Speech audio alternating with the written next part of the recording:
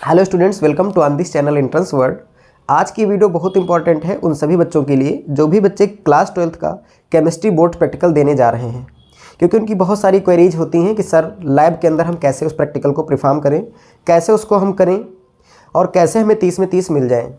तो देखिए, आज की इस वीडियो में हम आपको बिल्कुल डिटेल में बता दे रहे हैं चीज़ों को और सारी इन्फॉर्मेशन बता दे रहे हैं कि कैसे आपको लैब के अंदर प्रैक्टिकल करना है और कैसे आपको जाना है, और वाइवा वाले क्वेश्चंस क्या हैं वो सारे यहीं से निकल के आ जाएंगे। ठीक है, तो चलिए स्टार्ट करते हैं और आपको हम समझाते हैं। तो ये क्लास 12th में जो केमिस्ट्री का बोर्ड का जो प्रैक्टिकल हो कैसे किया जाए और 30 में 30 कैसे लाए जाएँ।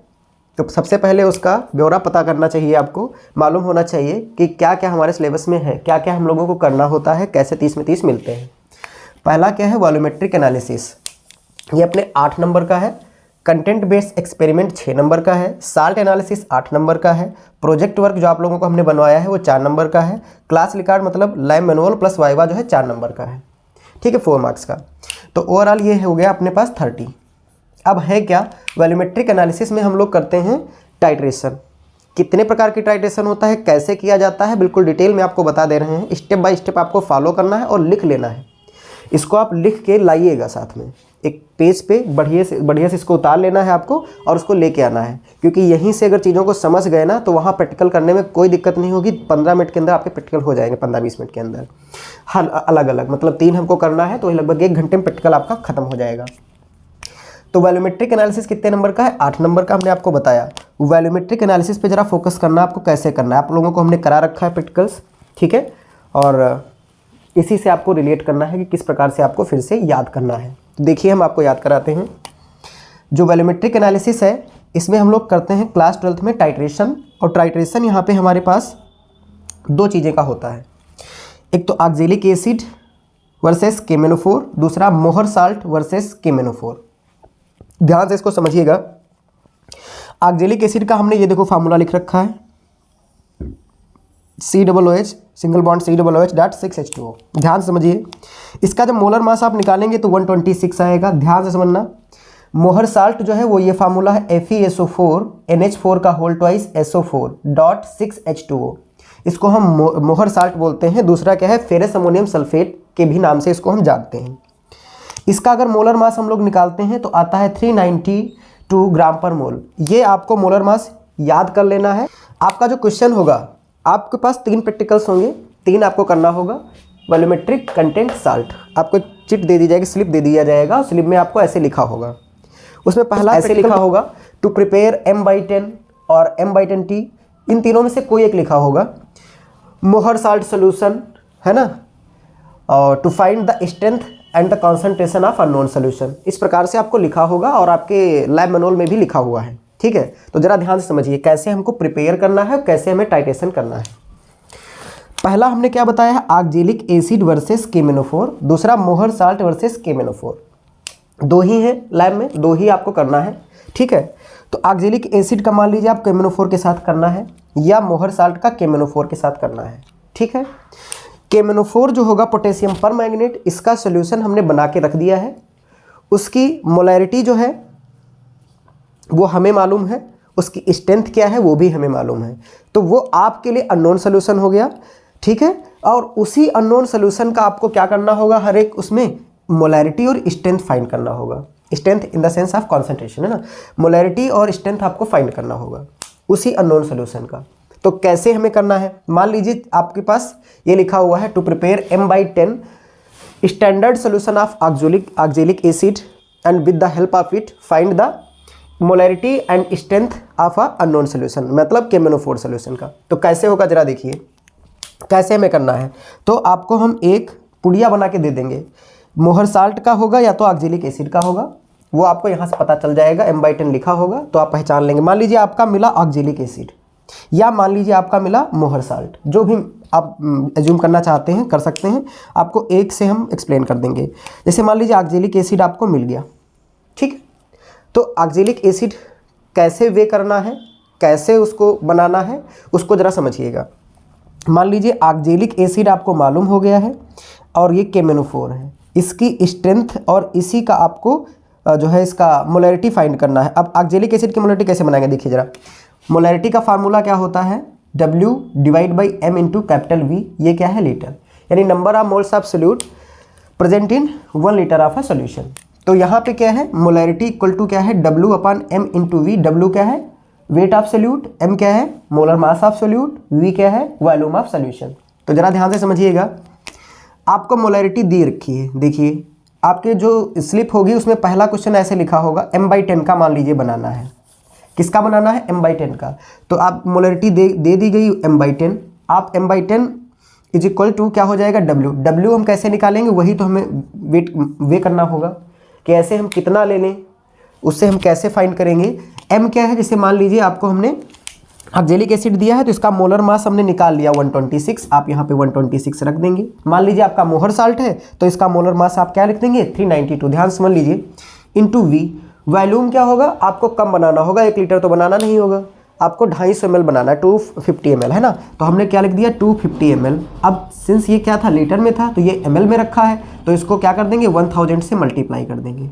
जैसे ही 1000 से मल्टीप्लाई करेंगे यहाँ से W की वैल्यू आप कैलकुलेट कर लीजिए। मान लीजिए वैल्यू आई अप्रॉक्सीमेटली 3.15 ग्राम, ठीक है, 3.15 ग्राम। तो इसका मतलब वेट ऑफ सोल्यूट आपको मालूम होगा कि कितना था, 3.15 ग्राम। मान लीजिए मोहर साल्ट वाला आपका क्वेश्चन है, तो आप क्या करेंगे, यहाँ पर 392 रख के कैलकुलेट कर लेंगे, W की वैल्यू पता चल जाएगा, यानी वेट ऑफ मोहर साल्ट पता चल जाएगा। समझ लीजिए ध्यान से। दूसरी चीज़ क्या है, अब हमें क्या करना होगा, इसको हमें डिजॉल्व करना है किसमें, 250 ml वाटर में, ठीक है। डिस्टिल्ड वाटर नीचे रखा है, डिस्टिल्ड वाटर का ही आप यूज करिएगा, और उसको हम डिजॉल्व कर लेंगे, ठीक है, स्टैंडर्ड फ्लास्क में। तो हमें जो है एक सोल्यूशन पता हो जाएगा। अच्छा, इस सोल्यूशन की मोलैरिटी आपको मालूम है, क्यों, क्योंकि यहाँ देखो M/10 का आपने बनाया है। मान लीजिए किसी बच्चे को M/20 का बनाना था तो यहाँ पर 1/20 रख देगा, किसी को M/30 का बनाना है तो 1/30 रख के, मतलब W की वैल्यू आपको कैलकुलेट करना है।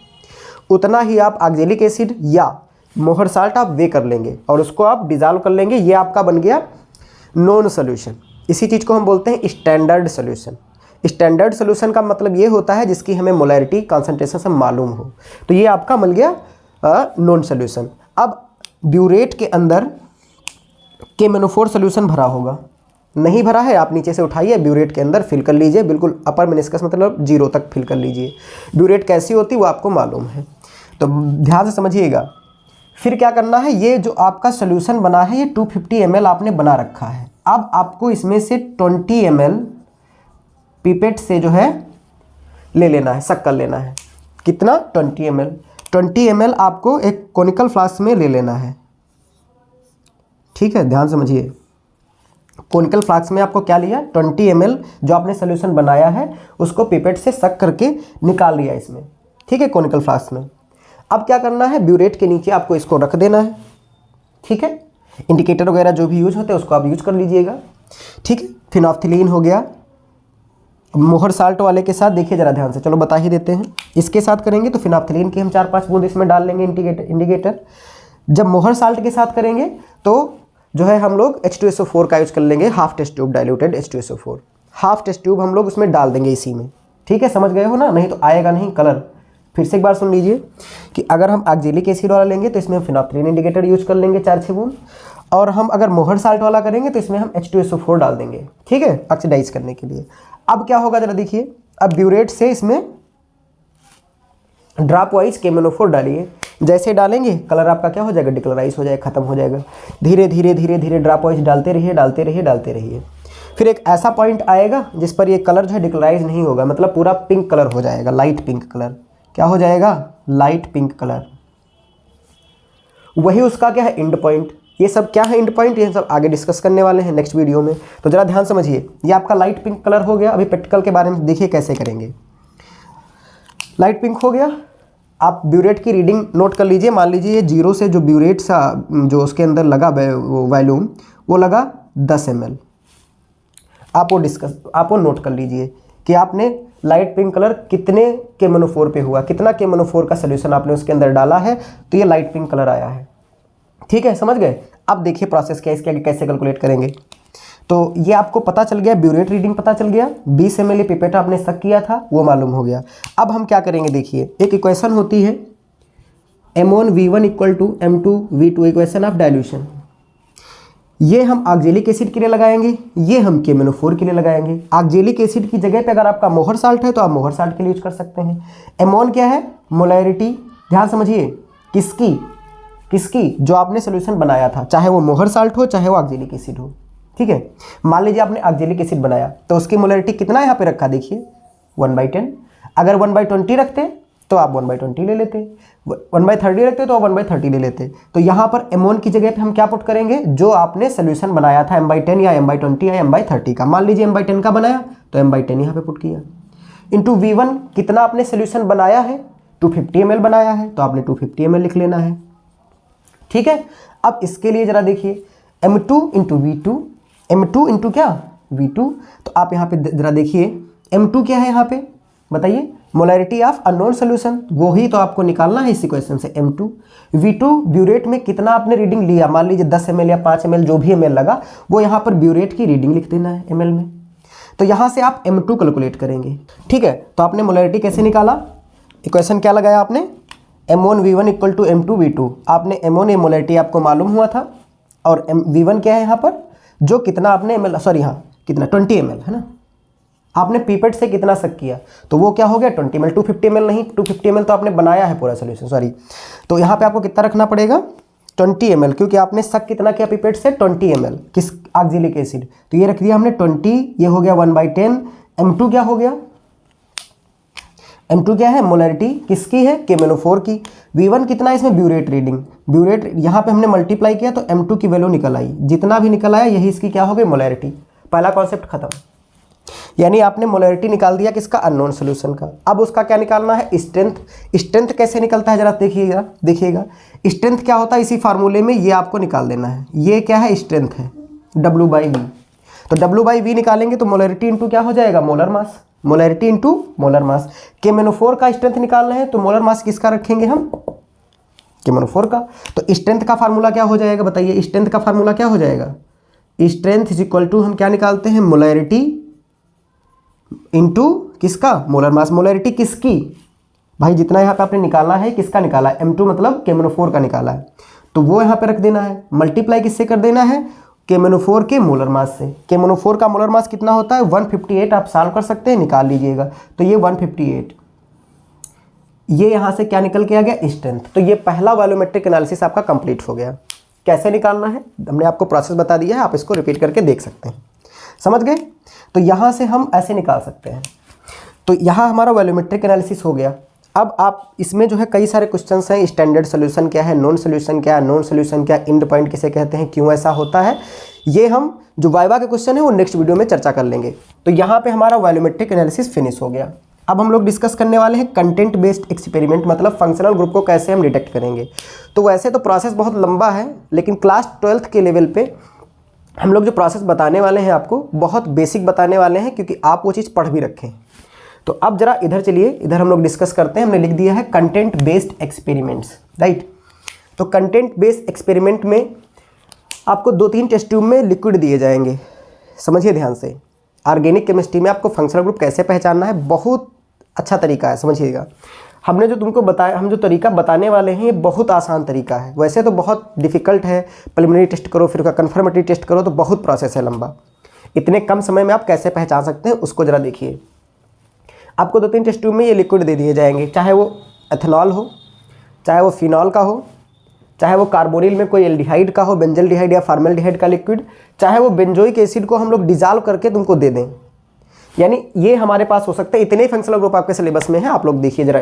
या तो अल्कोहल का डिडक्शन आप कैसे करेंगे, अल्कोहल को कैसे पहचानेंगे, फिनॉल को कैसे पहचानेंगे, कार्बोनिल में एल्डिहाइड और कीटोन्स को कैसे पहचानेंगे, और हम बेंजोइक एसिड को कैसे पहचानेंगे। मान लीजिए आपको हमने दे दिया, अब आपको ये नहीं पता है कि उसके अंदर अल्कोहल है कि फिनॉल है कि बेंजोइक एसिड है कि फॉर्मल्डिहाइड है कि बेंजल्डिहाइड है, इसको कैसे पहचानेंगे। जैसे मिले टेस्ट ट्यूब, अब पूरा नहीं ख़राब करना है, अलग रख लीजिए, थोड़ा थोड़ा आपको करना है, क्योंकि कई 3-4 बार आपको रिपीटिशन करना पड़ेगा। तो ये नहीं कि जैसे हम लिक्विड दें उसमें तुरंत डाल के ख़राब कर दिए, उसके आगे जा नहीं पाए। तो देखिए सबसे बढ़िया हमारे लैब में क्या है, क्या होता है, लिटमस पेपर। मान लीजिए अल्कोहल है या फिनॉल है या एल्डिहाइड का या कीटोन का है या बेंजोइक एसिड। सबसे पहले आप लिटमस पेपर डुबा दीजिए, अल्कोहल्स जो होते हैं वो लिटमस पेपर पर नो चेंज, कोई चेंज नहीं देते हैं, क्योंकि अल्कोहल्स जो होते हैं वो ना तो बेसिक होते हैं ना एसिडिक होते हैं। बेसिकली उनकी जो पीएच होती है वो 7.33 होती है, तो स्लाइटली बेसिक मीडियम में कंसीडर कर लिए जाते हैं, लेकिन इफेक्ट आप लिटमस पेपर पे वो कोई नहीं देते हैं। समझ गए? ऐसे फिनॉल्स हैं, फिनॉल्स एसिडिक होते हैं, आपको पता है फिनॉक्साइड बनता है, तो ये क्या करते हैं, ब्लू लिटमस पेपर को रेड में कन्वर्ट कर देते हैं। इसका मतलब उसके अंदर कुछ एसिडिक करेक्टर है।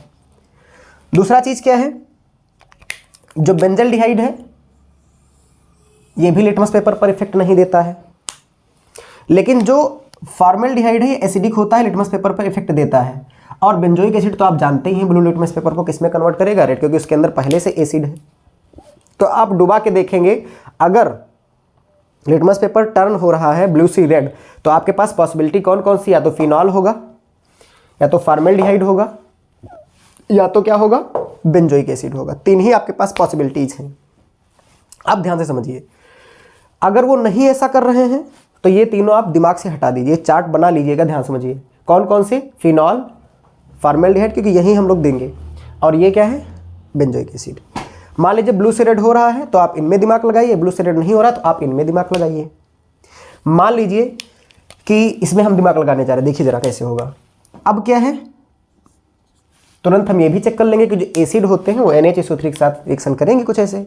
तो होता क्या है, जो NaHSO3 होता है, CO3 सोडियम बाइकार्बोनेट, ये अल्कोहल के साथ CO2 का एवोल्यूशन नहीं, मतलब रिएक्शन नहीं करते हैं।